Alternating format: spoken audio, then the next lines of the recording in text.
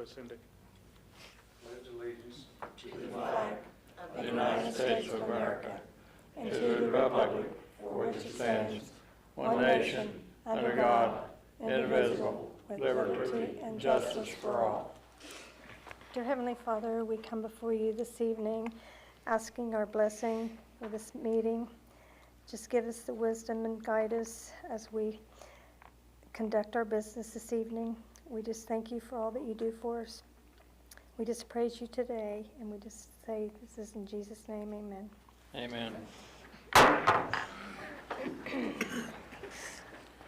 like to call the Jackson City Council to order at this time. We will start with a call to order. Roll call. Roll call. Foster. Call. Yes. Colby. Yes. Peters. Yes. Newkirk. Yes. Biggs. Yes. Pop. Yes. I don't think we have any visitors or recognition tonight, so the next thing we'll move on to is the approval of the minutes. They're in your packet. Is there any corrections or objections to anything in the minutes as presented to council? Hearing none, I will entertain a motion to Mr. Bopp. Is there a second? Mr. Newkirk, second. All those in favor say aye. Aye. Opposed, same sign. Motion carried. We'll now skip into our committee reports. We'll start with Utility Committee. Mr. Call. Nothing to report this time. Thank you, Mr. Call. Budget and Finance, Ms. Biggs. Yes, I met with Mr. Swackhammer, and we discussed next year's budget, and we are asking all council people if they have any recommendations or additions or tweaking already, something in the budget they would like to see tweaked or whatever, to get a hold of me no later than this week, because we're gonna have a council meeting to discuss the budget. I've already had 3 or 4 good recommendations from council people to look at on the budget, and I will discuss those at a later time, because I'd rather get everybody's than just the few I have. But I would like to hear from everybody. You can call me or text me or email me what you would like to see in the budget for next year. Okay. I also, Mr. Swackhammer, I believe we wanted to hold a budget meeting soon. Is that correct? Yeah, we're going to need one. We got a utility meeting coming up, I believe it's next Monday night, and we need to have that in place first to get a little bit better idea, and then we can schedule a budget meeting, probably next council meeting. We ought to pick a date shortly after that for the budget committee to get together. Okay, so you don't want it that night? I think we already have some other things already scheduled for We that have night. a service meeting Service, that night of yeah. the next council meeting at 5:30. Yeah. Okay, I can do that. Thank you Thank very you. much. Thank you, Ms. Biggs. Police, fire, and traffic, Ms. Colby? Yes, we had a meeting tonight, and we had the fire department come tonight, and Mr. Schwackhammer's been working on the policy and procedure manual, and he's critiqued a lot of things, and they all got their manual tonight to look at, and so we're going to probably have another meeting sometime after they got to read it and bring their thoughts back to us. And Yeah, this was the kickoff of several working meetings, I believe. A lot of the information hadn't been updated since 1991. There were some updates in '05, but there had been a lot of memorandums that had been issued even prior to '05 that was never incorporated in the policies and procedures book when it was updated in '05. And then there were several memorandums following '05 that needed to be incorporated into it. Also, we've gotten a lot of feedback back from individuals that are currently on the fire department or might be interested in being on the fire department, but there may be certain guidelines or rules or policies in place that might be counterintuitive to that. And so we're looking at writing a policy and procedure manual that is more up-to-date, current, and also is user-friendly, let's say, to help us expand our fire department, which we need to greatly do. So this was basically a kickoff meeting. A working draft was given to them with a lot of those inputs, a lot of those old memos that had never been put into it. And we will ask, we've asked them to come back to us when they're ready to sit down again and start working through the policy and procedure manual. Then it'll come out of committee to council, and would like to bring it before council once that's accomplished. It will take a few meetings though to do so. Thank you, Mr. Schwackhammer. Ms. Biggs? You know, I don't like to spend money, and if I can hold it back, I will. I'm assuming this is looking at salaries and such with the fire department.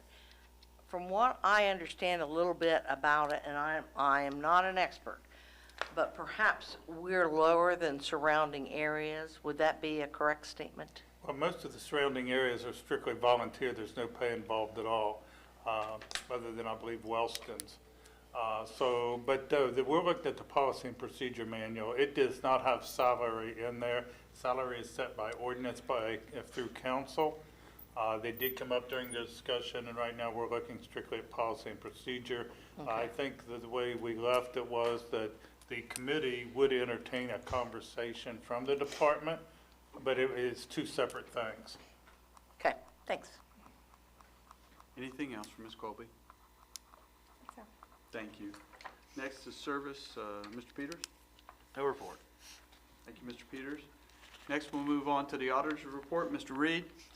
Only thing I would say is we've been doing a lot of work and searching for the last couple weeks. Mr. Swackhammer, HR department, the city. We've done around 10-plus interviews, and we're working very diligently to try and fill a couple positions. One that would be the permanent position in my office, and the other that we're looking at would be the floating position.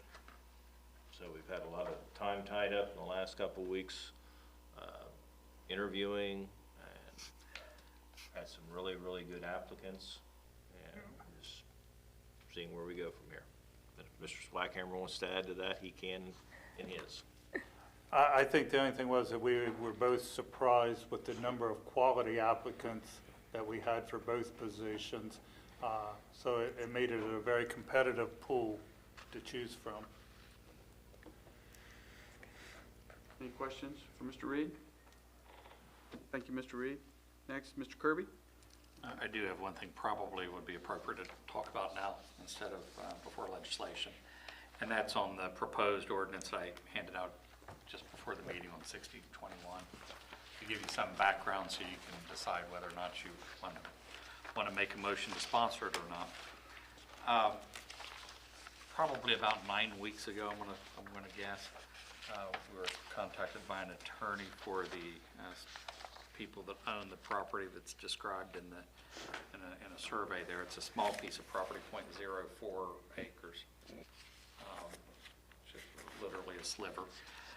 It's owned by the city of Jackson in Hamden. It's part of the railroad property. And it apparently, the home has for many, many, many years, I guess, as long as it's been there, encroached on a corner of it. There's a small corner there and some of the yard. And they've asked that they're selling the home, and that has been an impediment. And they've asked that it be conveyed, and of course the city, the service director, anyone just can't sell it. So the procedure would go through would be, it would be approved here. It would then be advertised for sale if council brings this. The reason it came so late is that they were looking for other alternatives from doing this. The only thing they have, if they don't, if they're not able to buy it this way, or somebody else might buy it, we don't know what would happen at auction. But the only other alternative would be to file a suit. The city certainly has defenses against adverse possession, being a municipality, but there would be some expense in that. And generally, the property we're looking at is pretty small. I did make sure that we talked to the railroad operator and the Ohio Rail Commission, because as you know, we're still in the middle of transferring the railroad, and it looks like we're very close on that with final approval waiting from the STB board in DC. So it doesn't seem to interfere with the use of the railroad or the ORDC's plan at all. So this, And then it goes through, the railroad owns it. it would be excluded. The idea is that the Railroad Commission didn't really want to deal with it. They probably have an easier path to sell it in that they don't have to advertise it. But it takes more people to approve it through their chain of command. So they didn't really want to deal with it, and their first choice is, you have a survey, can't you just exclude it from the deed that they'll ultimately get? So they're wanting us to exclude it They- at this point. I don't know that they carry the way, but if it's going to be transferred, they'd rather us transfer it than them. But otherwise, yeah, otherwise it would be moot, that it would go on to them and then have to deal with them. But we would have to advertise and give it how many weeks? 5 weeks. And that expense. So the ordinance and allows every bid to be rejected, and certainly inherent in that is you can take a minimum bid, and it ought to cover those expenses. I don't think the people that are interested in it are anticipating being able to go in and pick it up for $1. In fact, there was an offer to buy it, but as I mentioned, we just can't sell it to them. Mayor? Wouldn't it be, or could it be simpler and safer and easier if we just give them an easement for their encroachment for the life of that building and then no more? That I mentioned that to them. I also mentioned to them nobody's going to do anything with it once you negotiate a smaller price, but they don't think a lender will approve that. And we are off the top of my head, I'm not sure, I know for licenses and all, we're limited to 35 or 45 years, or I'm not sure what it is, but I did suggest that to them, To who? to the owner's attorney. Well, I can imagine why he would rather actually own it, but that's what I would prefer to do if it was possible to do. Not, So if council does nothing, you know, they're in the predicament where they just have to either file suit or we transfer it on to the Ohio Rail Commission and let them deal with it. But like I said, it is a small piece, and you do have the ability to, even if it's only hundreds, to get some money out of it. Any other questions, comments?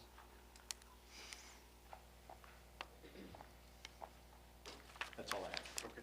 All right. Mayor Evans? I talked today to Apple Festival President Brandon Davis and got a good report. Apparently the Apple Festival went well. No big glitches there. In fact, it seemed to went better this year with the new operator than it did a couple of years ago. So they're pretty happy with, you know, being able to have it, one, and that it went fairly well. Once the weather improved there, about Wednesday, Thursday. I also received today a proclamation from Frank LaRose, Ohio Secretary of State. We finally have the official 2020 federal census that says we are a city. We did maintain our city status, and the official count was 6,252 population. So that is down a few from the 2010 census, about 6,252. In addition to what Mr. Reed talked about, we've been working to fill the deputy auditor and those positions. Also, I know the HR in the office there, we're working hard to fill another police position and to fill another labor position at the cemetery. And as I think most of you know, we had brought back Robin Putker from layoff to be superintendent at the cemetery. If you all recall, we laid her off about a year ago when we were faced with about $1 million worth of shortage in the general fund, when we also announced all the police layoffs and, you know, the possibility before we had the general fund. So she's back. I know we've all been fighting with some issues at the cemetery all year. So we hope with some increased staffing there that we'll be able to get those situations ironed out. I know coming up here at some point in the next few weeks, we're also going to be reviewing the rules at the cemetery again and see if and what council wants to change on the cemetery rules. So just be thinking about that.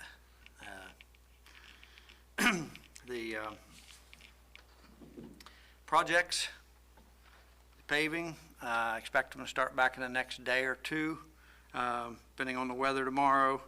We've got Bridge Street and State Street to pave to finish up our paving project for the summer.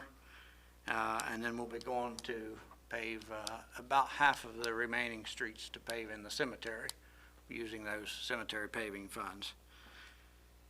And so hope maybe by the end of this week or certainly next, we'll be done with the paving for this summer.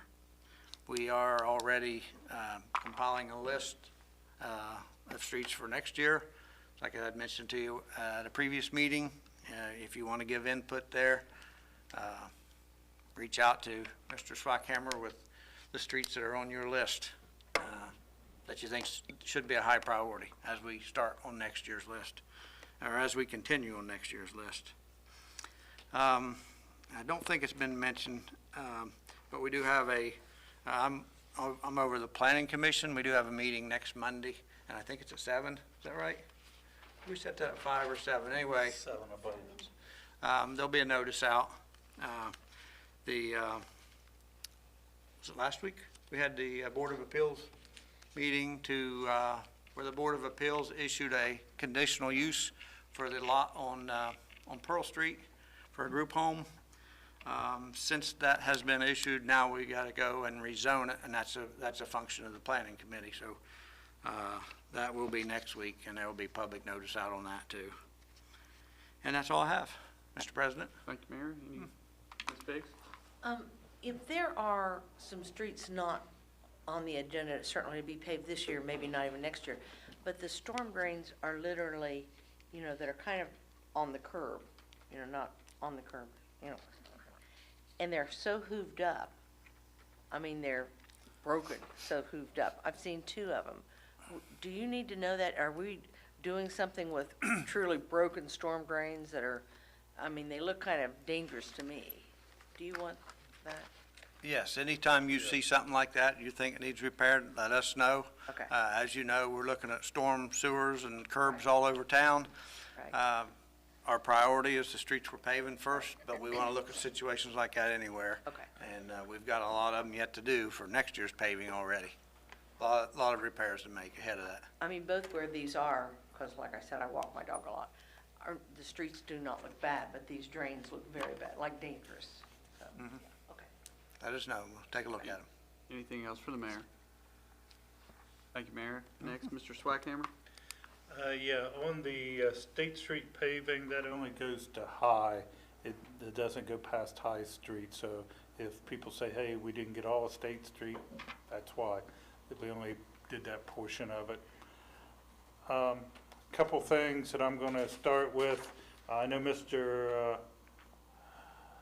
Dan had asked me a couple times, and I forgot, to be honest with you, but did finally look up on combining water and sewer bills, so you get one bill if you've got multiple locations. Why doesn't you just get one bill? And so I wanted to get it in writing, but the current eGov system that the utility office uses does not allow that. We currently are in the process of going over to a system called VIP.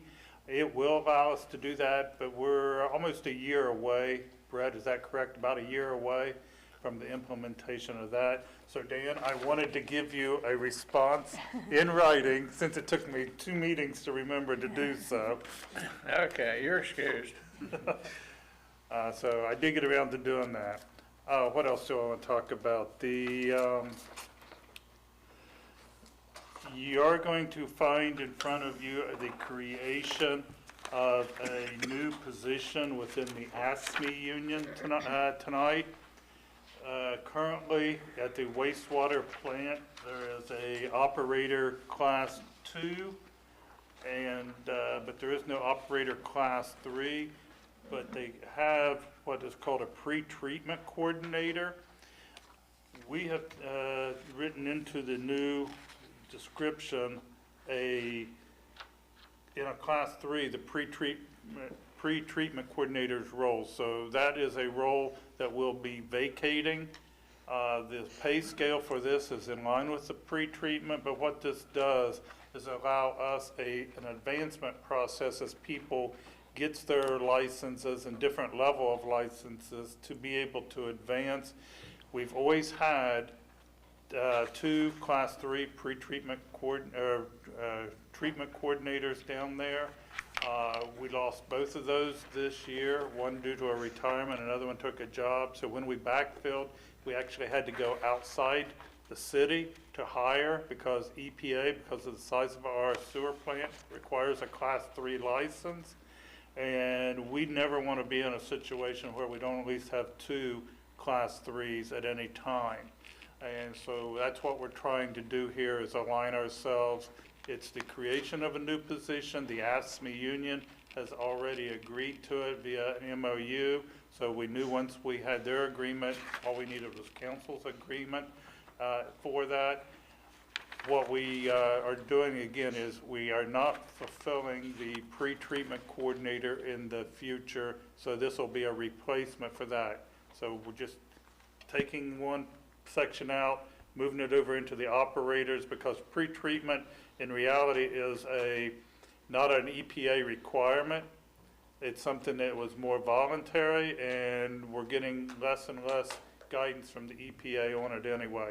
So our need is in multiple Class 3 operators, just like we have at the water plant. Right now, we have 3 out to the water plant. We put ourselves at a lot of risk. Actually, we were on the EPA's radar and just, got a waiver to allow us to move forward until we found somebody. So that's what this is all about. I know it sounds complicated. It's not an increase in headcount. It's not an increase in budget. It's just better aligning the duties and the responsibilities for the operation of the sewer plant. And what you'll find in there is the general purpose, the essential functions, knowledge, skills, and abilities, and the pay scale and how to move forward in that pay scale. So, questions? Yes. Who's the supervisor of the sewer plant? Ron Aldridge right now is acting superintendent over both it and the water plant. And does he have any of these class numbers? Ron came from the water plant, so he does not have a Class 3 sewer. I know that he has taken a couple of the tests. They're not easy tests to pass and stuff. So I know he is working on advancing his knowledge and skill also So in the that would be leadership 3 role. people then? Well, if he was able to obtain his, yes. We currently have 2 Class 2s that are trying to get Class 3 licenses. They've tested multiple times. Again, these are not easy tests to pass. So, that's, Anything else from Mr. Sparkman? can I continue? Yes, I'm sorry. I Okay. apologize. I thought you were Oh, complete. no. I don't let you off that easy. You're on a roll. As the mayor mentioned, there is a planning committee for next Monday at 7 p.m. That notice has been posted on the city's websites, so it is out there. Also, we are updating the deed for the burial plot because the word deed was somewhat confusing to folks. This does not change any of the other wording other than it's now going to be called a license.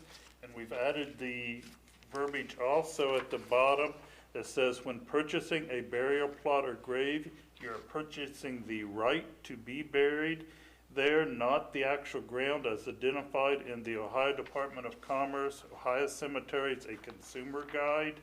There's been a lot of questions around these cemeteries that I own that land. I have a deed.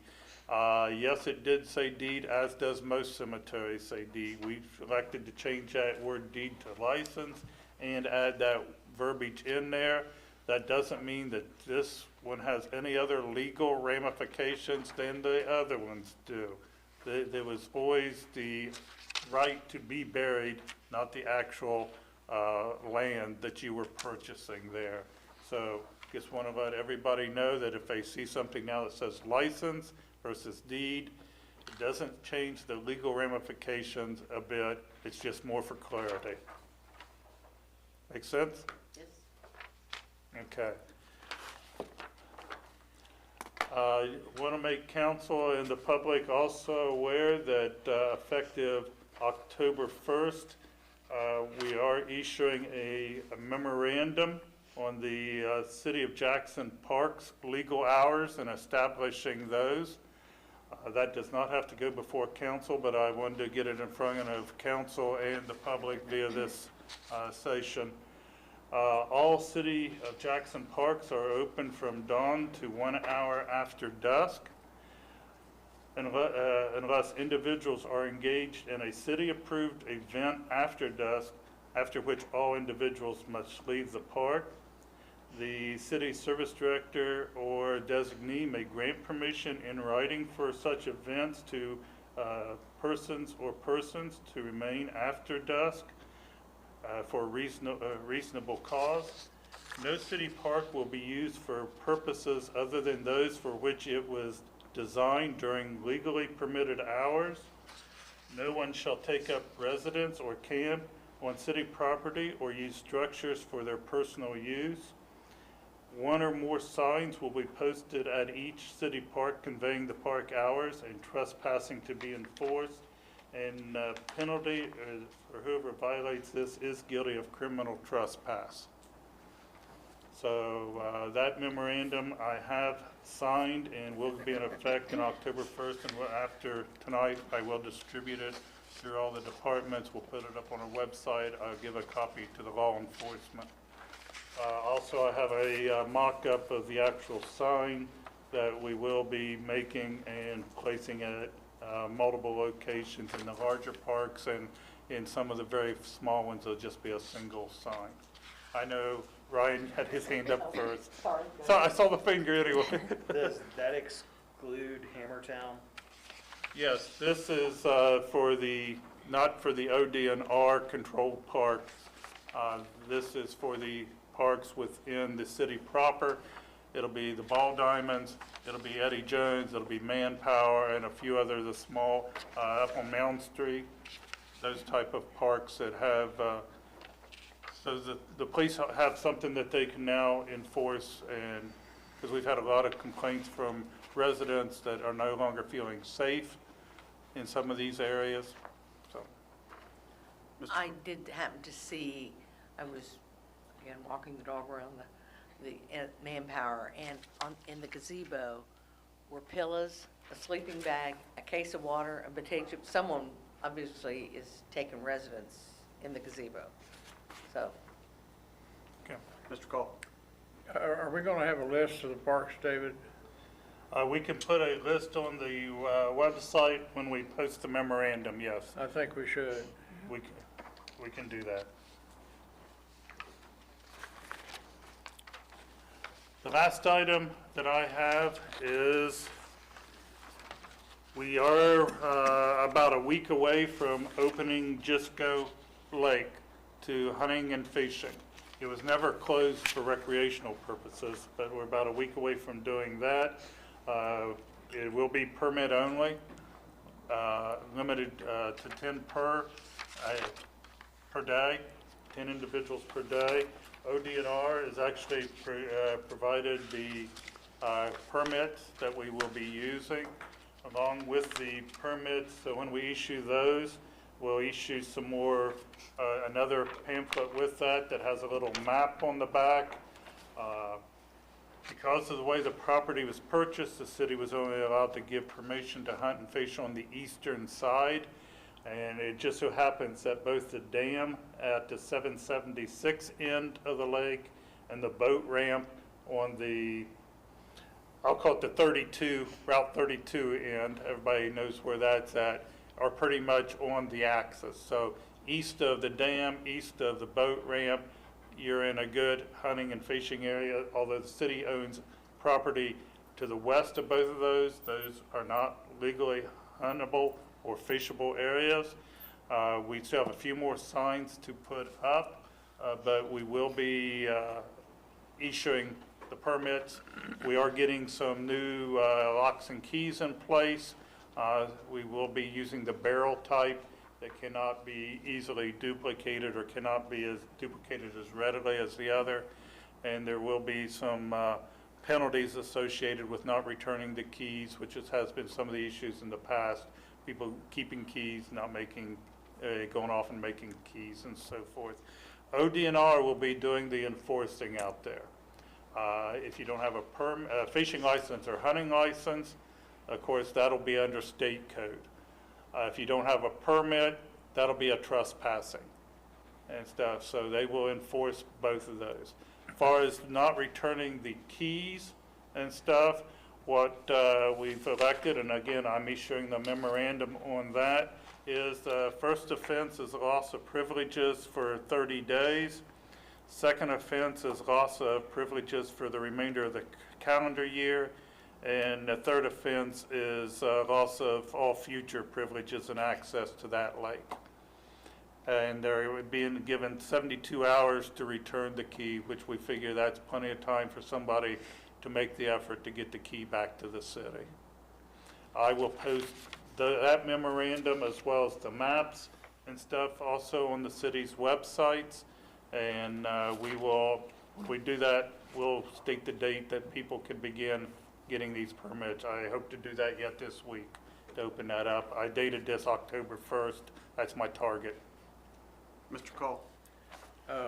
Where's our access to the lake? There is at the dam, there is a gate, and then there is another one. I want to make sure I get it right. It's on Ricer Road, which is, Close to Fawny? well, it's at the other end of 776. If you come off of 32 on 776, headed back toward town, as you go up to the top of the hill there, it's off of the right-hand side. It's a it's a township road, dead end back there, and then it's a private road for the city and one other property owner back there, at the end of which there are 2 lock gates, one for the private property owner and one for the city gate. So the one gate goes to Stockmeister's cabin area, is that, That is correct. and the other gate is public access to the lake? The other one is the city's gate, Yeah. gets to the gate down to the boat dock. Now, you talk about east and west, you can hunt on. Hunt and fish on the eastern side, so that means from the Well- boat dock east from there. East doesn't do me. Well, then you Is shouldn't it- be a hunter or fisherman, Dan, I'm sorry. Yeah. Well, I'll bring my compass, but to simplify it, is east the area away from Route 32? Route 32 is to the south. So if you're coming down the city's Yeah. property lane, when you get to the boat dock and stand at the boat dock, what you look in front of you is east. If all the land on both sides as you come down through Yeah. there is non-hunting areas. Well, I don't understand that, but that's immaterial, because I'm not gonna go hunt anything anyway. But, is that the only access that we have to the lake? Are you talking about, with the dam, that area off of Gisco? The dam's off of 776. Yeah. Yeah, So you there walk wa- up, there's no road there, is there? There is no road. Okay, so there's a gate and There's a gate, you'd have to park inside the gate and you'd have to hike. you have to hike. Okay, that's. Now, there was a city access over off of Mount Zion, I believe it was, but that property was where the city at one time had used to, I believe it was old tree limbs and other stuff they picked up had placed back there. It's no longer used and is should no longer be considered a legal access to the city's property. Mr. Newkirk. Dan, I think what you're wanting to know, it's Mount Zion. Along Mount Zion, you can hunt. Stockmeister side, you can't hunt. Is that right? That'd be correct, yeah. Okay. Go ahead. Nope, that's all I have, sir. Any other questions for the service director? Hearing none, then we'll move on into our ordinances and resolutions. Yes, sir, Mr. Call. Is it too late to excuse Mr. Foster from the meeting?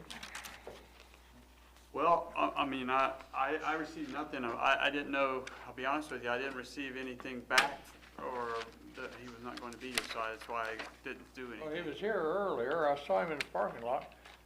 Customarily, we just excuse a member who's not here, and he's not here, so All right, I will entertain a motion to excuse Mr. Foster. I'll make that motion. Is there a second?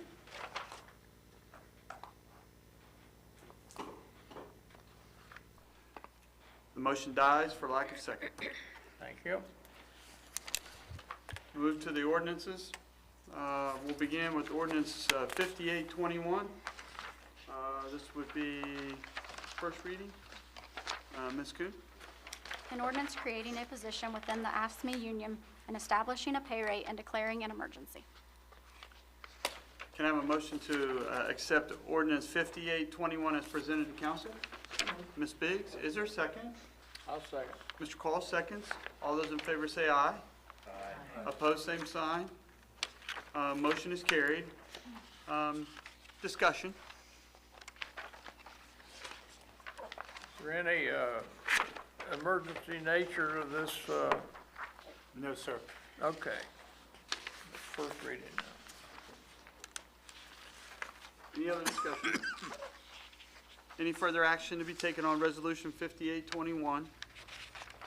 Hearing none, this constitutes the first reading of Ordinance 5821, I apologize. Next, we have Ordinance 5921. Ms. Kuhn?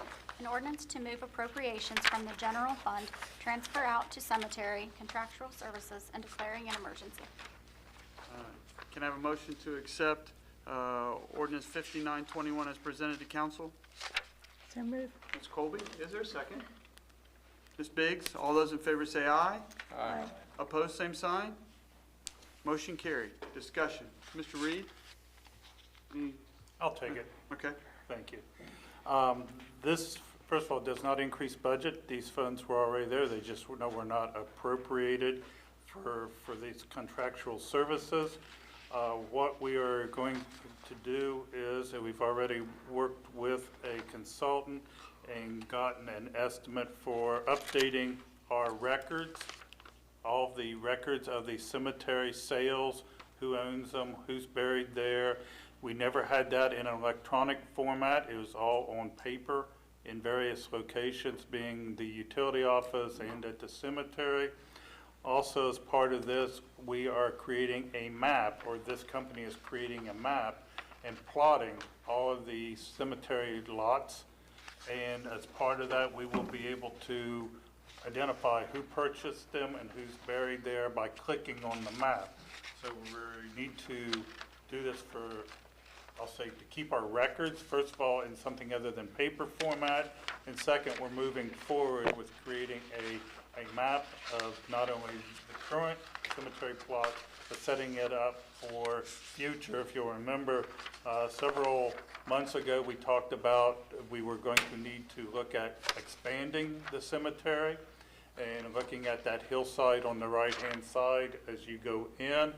We'd be able to plot that out as well and start that section up to where somebody comes in, buys a lot, we go right to that map. We can identify who bought it, how many lots they bought, and when people start to be buried there, we can date, timestamp everything for record keeping and moving everything from paper to electronic. Sounds like a wonderful idea. Excuse me. Yes, Ms. Biggs? We talked about this when we all got in early, last December or 2 years ago, about all the lots in the old part that are not being used, but, didn't know really who owned half of them and stuff. Is this gonna help with that at all? It will help because a lot of the old plots will be very time consuming, but we'll have individuals actually having to go through all those old paper records. Right. And fill in on that map as we find the information. Then at least we'll know what lots we do not have records for through the two different offices' archives that are paper right now. And those lots that we do not have any records for that are not being used, will we be allowed to sell those? So if you have no records for them, it probably would be safe to assume that maybe they hadn't been sold, in which case it'd still be ours. If we do have records for them, the fact that they're not being used, if there's still an owner, and by law it would pass to the heirs, the lineal descendants, they may own them. If we can identify that they're not being used or that those people don't exist, we may be able to take those back.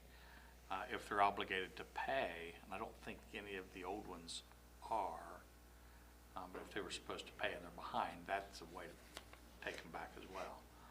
But just the fact that they're not used by themselves wouldn't cause you to lose it. But Our maybe we'll family be is able to- in the old part, and so I walk along there a lot, and there seems to be a lot of lots that there'll be 2 or 3, and it looks like about 2 sitting there, no one's, which I would assume was probably that family's, but some of them are 100 years old, They're beautiful, beautiful lots up there in the old part that aren't being used. Other discussion? Mr. Splackhammer, want to move on emergency with this? If there isn't any discussion and council doesn't feel the need to, I understand that, but it would help us expedite moving forward in the process if they would. Is there a motion to suspend the rules? I move to suspend the rules to expedite this services I'll meeting. second that. Mr. Cole, second. Discussion? Mr. President. Mr. Peters? So what you're saying is we actually have records up there in that little building at the cemetery? Sheesh. That's all. Just answer. Mayor? I don't know, it just seems natural to me to kind of compare this to how we're trying to GIS and get all of our utility records on electronic form, kind of out of the dark ages. We're operating the cemetery out of the dark ages too, and it's time to get some modern type of records and record keeping, and that's what we hope this will do, frankly. I'm surprised you can do it for $30,000. And I will inject from an insurance point of view, some of the largest litigation pieces often come out of cemetery litigation. If people are buried in the wrong places and have to be moved, or they're buried at the wrong grave and there's mourning at that grave. So I unfortunately have had experiences and a couple of problems there. So the better records we have, the less litigation possibly could come out of this. Anyone else? Discussion? Ms. Kuhn? Hall. Yes. Colby. Yes. Peters. Yes. Newkirk. Biggs. Yes. Bach. Yes. Any further discussion? Ms. Kuhn? Call. Yes. Colby. Yes. Peters. Yes. Newkirk. Yes. Biggs. Yes. Bach. Ordinance 5921 is duly adopted. Next, we have ordinance 6021. Could you please read for us, Cindy? An ordinance of the legislative authority of the City of Jackson, Ohio, to cause real property owned by the City of Jackson, Ohio, located adjacent to lots 633, 634, and 635 of the V.W. Thacker Addition in the village of Hamden to be sold at public sale to the highest bidders. Could I have a motion to accept ordinance 6021 as presented to council? Ms. Biggs, is there a second? Second? Ms. Colby? All those in favor say aye. Aye. Opposed, same sign. Motion is carried. Discussion.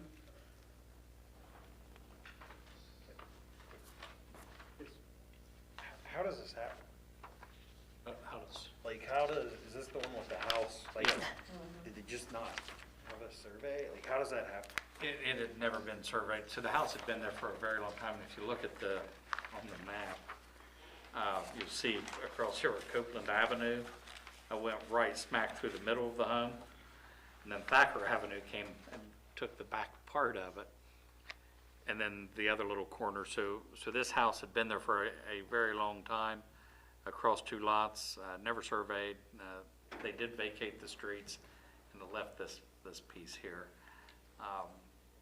It's not that uncommon. You have streets that end or unimproved, and people just kind of put it wherever, and before the surveying technology was as good as it is, it does happen occasionally. It would have never been found had they not had a survey. We would have all moved on happily, not aware of it. Other discussion? Mr. Kirby, is this something that you would think it should go on emergency because of the land trying to sell I and the suppose advertising the and- emergency would be on behalf of the landowner, not so much the city. It's not even carrying an emergency clause. No. No. What's it worth? Tax value is $710 is the tax value. And that was arrived at by taking an average of the 4 lots that it crosses and going by just the vacant land. I think that's what it, I think that was in the ballpark, it was somewhere within a couple dollars of that. And that was just my math and estimate, estimating the value. Any other discussion? Then this constitutes the first reading of ordinance 6021. Next, we'll go on to resolutions, second reading of resolution 3821. Ms. Kuhn? Resolution authorizing the mayor to apply for, accept, and enter into an Ohio EPA Water Pollution Control Loan Fund agreement on behalf of the City of Jackson for construction of the Chillicothe Harding Center Street Sewer Lining Project, designating a dedicated repayment source for the loan and declaring an emergency. Discussion. Mr. Swackhammer? Yeah, I mean, this is second reading. There wasn't any discussion first time around. If council doesn't have any discussion points here, I'd like to ask them to consider letting us go ahead and get this passed so we can go ahead and do the complete the application. Further discussion? I'll move to suspend the rules. Motion by Mr. Peters, Second. second by Mr. Cole. Call. Yes. Colby. Yes. Peters. Yes. Newkirk. Yes. Biggs. Yes. Pop. Yes. Is there any further discussion? Ms. Kuhn? Call. Yes. Colby. Yes. Peters. Yes. Newkirk. Biggs. Yes. Pop. Yes. Resolution 3821 is duly adopted. We'll move on to resolution 3921, first reading. Ms. Kuhn? A resolution authorizing an application by the City of Jackson to the Jackson County Community Foundation and the Foundation for Appalachian, Ohio for a grant of up to $10,000 to be used for projects to increase the quality of life in Jackson and declaring an emergency. Can I have a motion to adopt resolution 3921 as presented to council? So moved. Mr. Call, is there a second? Ms. Bigg? All those in favor say aye. Aye. Opposed, same sign. The motion is carried. Discussion? Mr. Swackhammer? Yes, the targeted area for this was for additional improvements to the city pool park area up there, not directly related to the pool, but directly related to the ball courts, the skateboard, and other areas up there where we were hoping to get some funding on some other places, did not. So we're going to try this one to help us for some funding for improvement in that area. Ms. Biggs? Is this time sensitive? We do have to apply by October 12th is the deadline. Theoretically, you know, we could be one more meeting, but it would be pushing it. I move to suspend the rules. Motion by Ms. Biggs. Second. Second by Ms. Colby. Discussion?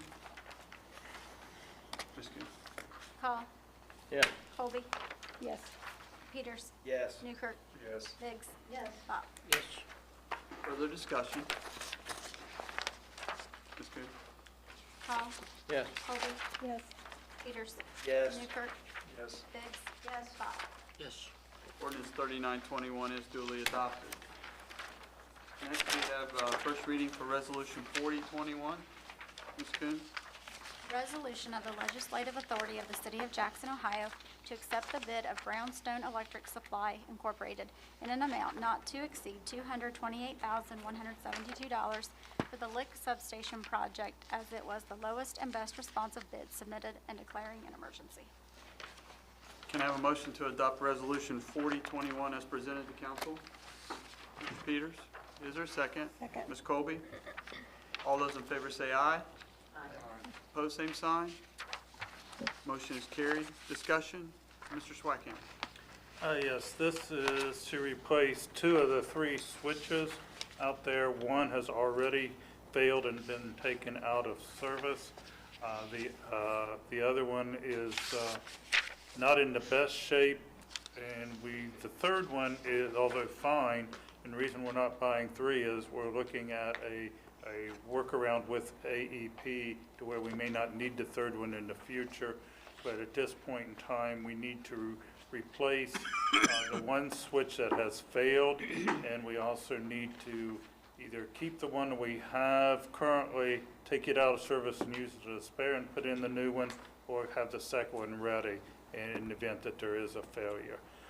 So we can operate on 2, there's no problem with operating on 2, but this is to replace those switches, and this was the only bid that we had because of the type of switches these are. They're old switches, and we're looking at ways to move forward to not have to have such a, I'll say, a limited supply of contractors in the future. But we do need to replace what we have there to protect our investment at Lick Substation. Other discussion? Does this need to be, since one is already down, does this need to be passed tonight? That would help us. If there's going to be discussion, I will not, ask for it to be waived if there's discussion and council wants to hold off on it.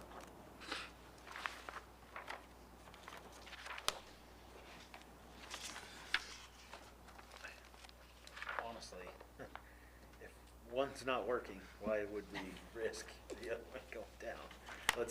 I move to suspend the rules. I second it. Steve? To suspend the rules? Answer discussion. Ms. Kuhn? Hall. Yes. Colby. Yes. Peters. Yes. Newkirk. Yes. Biggs. Yes. Bott. Yes. Any further discussion? Ms. Kuhn? Hall. Yes. Colby. Yes. Peters. Yes. Newkirk. Yes. Biggs. Yes. Bott. Yes. Resolution 4021 is duly adopted. Next, we will move to correspondence. The only correspondence that I'll mention is some of you, and I should have asked Mr. Swartkammer this before meeting, may have received an email from the gentleman about a property on Vaughn Street. I did receive it, talking about the foundation on Vaughn Street, but I didn't think I was the only one to receive it, so. I believe the address this person brought was a vacant house on 32 Vaughn Street. Yes, Mr. President, I'm familiar with that. I don't know if it's where there's snow gutters on the house. The sidewalk near the city sidewalk is also washed out under there as well. You can see all the way through the house from the front porch all the way to the back wall. Sure. And then on the other side, it's crumbling in. The porch is about to fall in as well. It's pretty bad Someone shape. maintains the grass, but pretty big hole in the ground over there. But that's the only correspondence that I have, so, Mr. Schweikhammer, I'll forward you that email. Yeah, okay. Tomorrow. It's right across from Dr. Grieber's old Chris. office. Okay. Anybody else have any other correspondence? Mr. Cole? I had a question on the Board of Control minutes. These garage doors where are they gonna be located? City garage. That's the city garage. At Main Street? And this is to house the garbage trucks or what? No, the garbage trucks are not put inside. It's our regular street and alley vehicles and equipment. Good deal. Also, the Jones Stevenson insurance, is this all the coverage that Jones Stevenson supplies to us? That is a contract that's been in place now since last year. I believe it's a 3-year contract, Brett, or 2-year? I believe it's 3. Yeah, so this is the second year of that contract. And it's all inclusive, there's no other general liability with any other insurance agency? There is a flood insurance one on the ice plant because it was purchased, I believe, through a loan with West Banco. And West Banco, I believe, carries a flood insurance, required a flood insurance policy. That was a separate rider, but that's the only one I'm aware of at this Yeah, time. okay, all right, thank you very much. Oh, who is Jackson Petroleum LLC? Uh, We don't know. I don't know. It's a company. We're buying gas, fuel, and oil from them. all Yeah, these, it's the new it's the new owners of the filling station there that, where the city buys their fuel, for the city trucks and equipment. Oh, okay, all right, thank you. It recently sold, and that's the new owner's name. Okay, that's good information. Yep. The health Two fair, that- locations on that, the one out by the cemetery as Yeah. well, the one at the bottom of the hill. yeah, okay. On the health fair, are we encouraging our employees to get COVID shots at the health fair? We, the city, have not taken an official position on a requirement. I think the county has encouraged everyone, and that would be, I think, our individual positions, but the city has not taken a position one way or another. Okay, Moving on to, on our agenda to old business. Anyone have any old business to come before council? Hearing none. We didn't have anyone sign in, I don't believe, to speak to us this evening.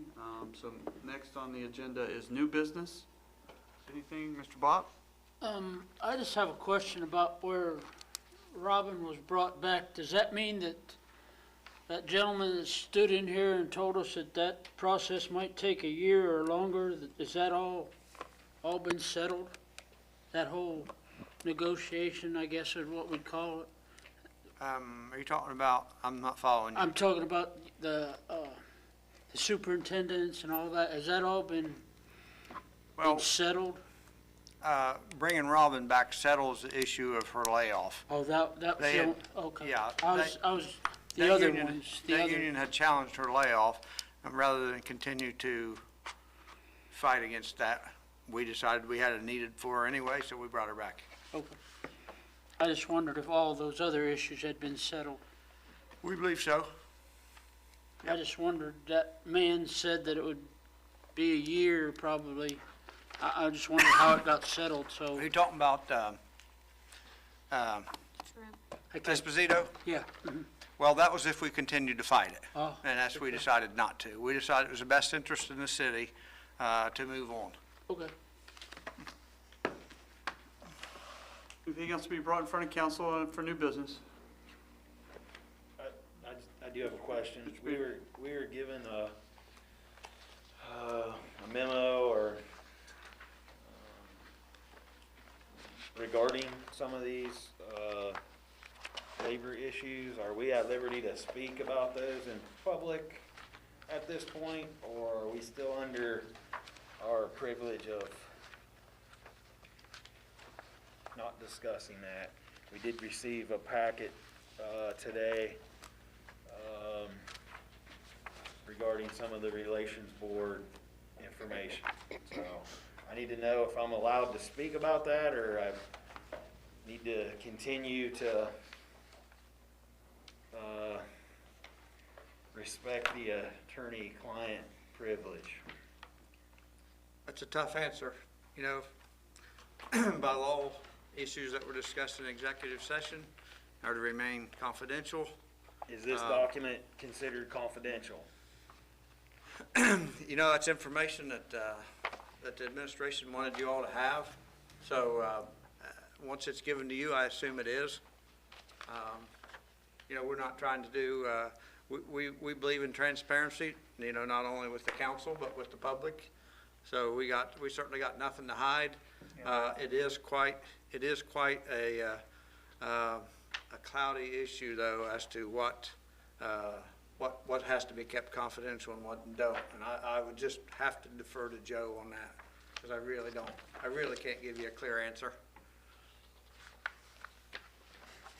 I don't have an answer. I just got it myself.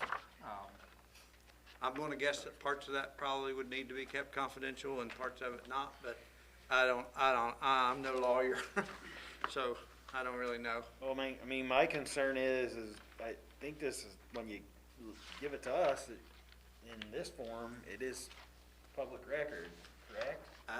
You know, I would It's not imagine, marked but confidential or anything that's a like question, that. that's a question for Joe again.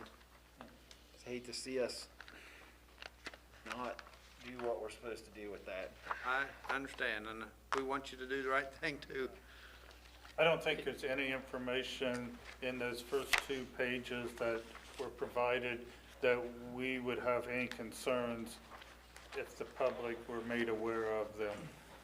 The others, the documents are all supporting information for those statements that were made in those first 2 pages. But I'll have to refer to Joe to, if there was anything there. It's sort of a summary. So if I may, I've not seen it, but if there's a question or if you want to review, there's nothing wrong and nothing makes it a public record to distribute it, to let them read it, look at it, and then collect it back up, and then go from there. So you can collect those documents at the end of the meeting if you want. I think I'd rather do that till we can get some sort of opinion on what's happening. We need to. Most of those pages are just supporting documents that certainly could be made public. They would only be talking about the 2 top sheets that Joe might probably want to review and see whether that should be public or not. So, My question is, we're about to adjourn the meeting. So, do you want to make a motion to the? I would just move that everybody read through it. If not, you can stick around and read through it. But I think we need to take the top copy here and return it back, and we can go through these supporting documents. But why would we jeopardize anything regarding any of these matters? Because ultimately, citizens are fitting the bill. So I just would want to know for sure that there's nothing on there that is still considered privileged information. Other discussion about this?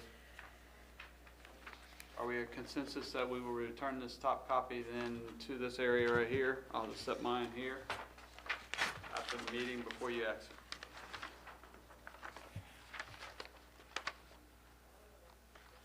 Any other discussion? Probably should put your name on the top, and then you know you've got everybody's, and if we don't, we know what's up. Definitely the teacher in Miss Biggs. I will entertain a motion to adjourn. So moved. Mr. Peters, is there a second? Second. Second by Ms. Biggs. All those in favor say aye. Aye. Opposed, same sign. Motion is carried.